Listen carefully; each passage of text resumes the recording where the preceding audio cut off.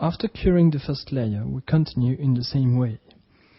You should note the importance of this stage to avoid gingival fluid that could cause cohesion deficiency between the layers of material.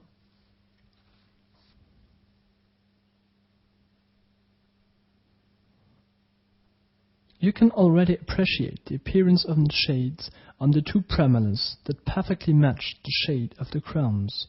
You see that we remain slightly below the cervical margin.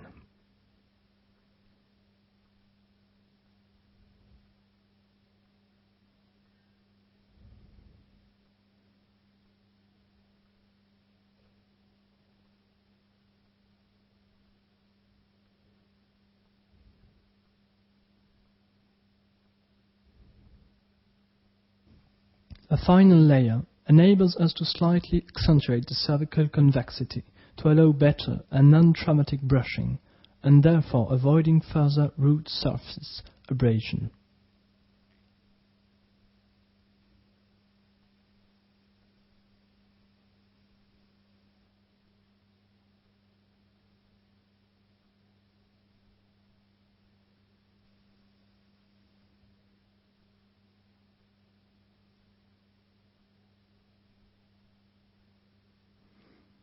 A final cure completes the work on tooth 24.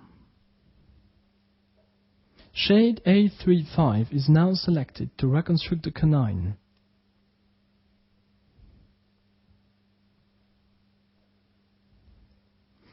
The technique used is the same. By the first increment, you already notice the shade difference between the A3 on the premolar and the A35 on the canine that matches well with the residual dental structure. Again, the absence of voids is due to the fact that we place the material, whether composite resins or compounders, with a steady pressure.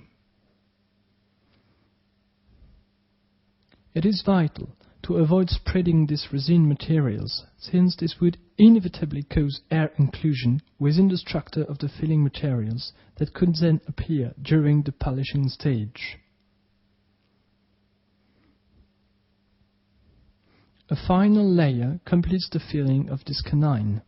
Grass excess can, of course, be removed later with finishing burrs.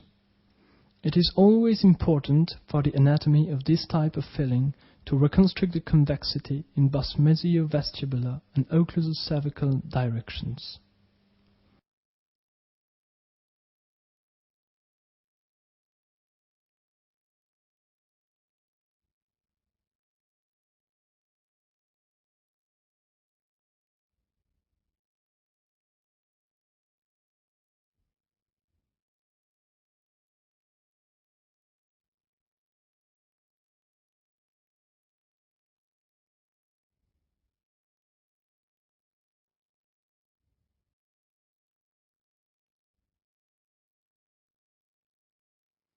The retraction cords are then removed, and you can see that some excessive adhesive is eliminated at the same time.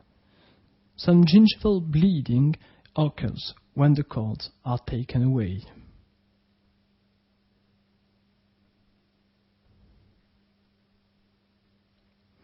We use a red ring gingival removal burr for the finishing, especially for the cervical area, to obtain a perfect transition between the dental surface and the filling.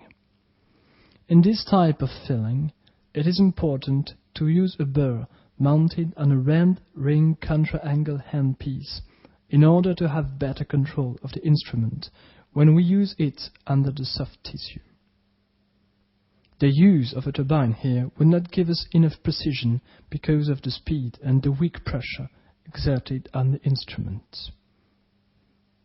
In the same way, we eliminate the excess but still preserve the labial convexity on this canine.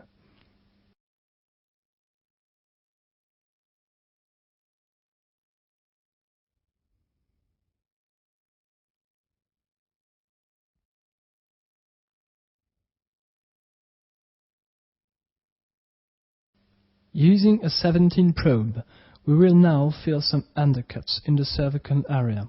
We eliminated them immediately with a burr held at 45 degrees to the crown to re-establish the cervical curvature.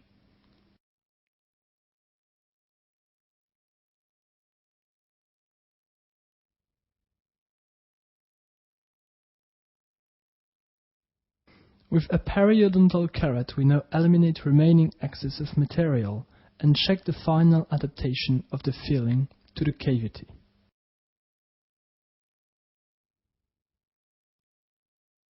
We then polish with a pogo, used here with a water spray. We can decide whether or not to use spray with this polishing system, but we want to stress that with just one pogo instrument, we obtain a very satisfactory shine of the restorations. Dyract eXtra allows in a simple procedure to make wonderful restorations. The shade match is excellent and the application of the restorative material out of the compound tip is very user-friendly.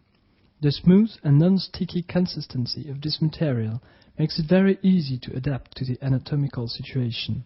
Together with the Xeno 3, we were able to realize these 3 restorations in a fast procedure.